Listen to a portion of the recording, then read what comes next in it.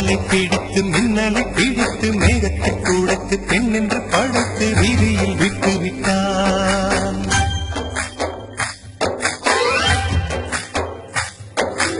இப்படி இன்னொரு பெண்மையை படைக்க தன்னிடம் கற்பனை தீர்ந்தது எண்ணித்தான் பிரம்மனும் மூச்சையுற்றான்.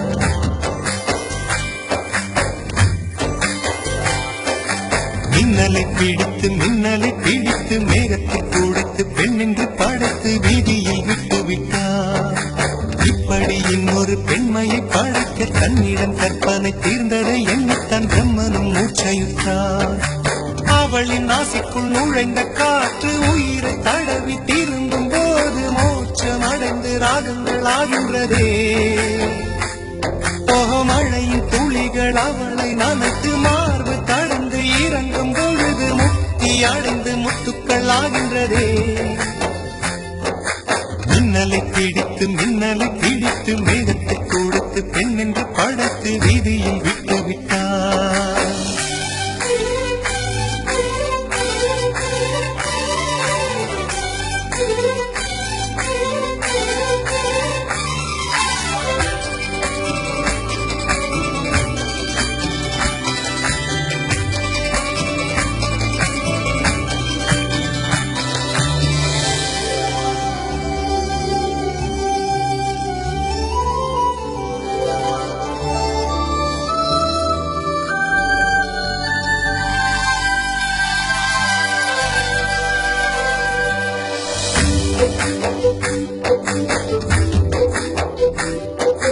நிலவின் ஒளியை பிடித்து பாலில் நனைத்து கன்னங்கள் செய்து விட்டார். உலக மலர்கள் பறித்து இரண்டு பண்டுகள் அமைத்து பெண்ணை சமைத்து விட்டார். அழகு என்பது ஆண்பாலா பெண்பாலா என்பதில் எனக்கு சந்தேகம் தீர்ந்தது. அழகு என்பது நிச்சயம் பெண்பாலடா. கவிதை என்பது மொழியின் வடிவம் என்றொரு கருத்தும் இன்று உடைந்தது. கவிதை என்பது கன்னி வடிவமடா.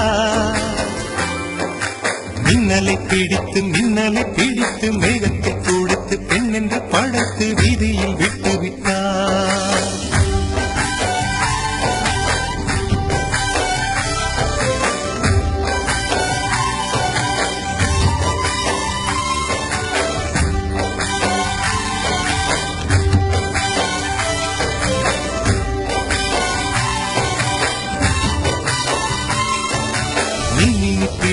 மின்மினி பிடித்து கண்களை பதித்து கண்மணி கண் பறித்தாள். தங்கத்தை எடுத்து அம்மியில் அரைத்து மஞ்சளாய் நினைத்து கண்ணத்தில் குழைத்து ஜீவனை ஏன் எடுத்தாள்.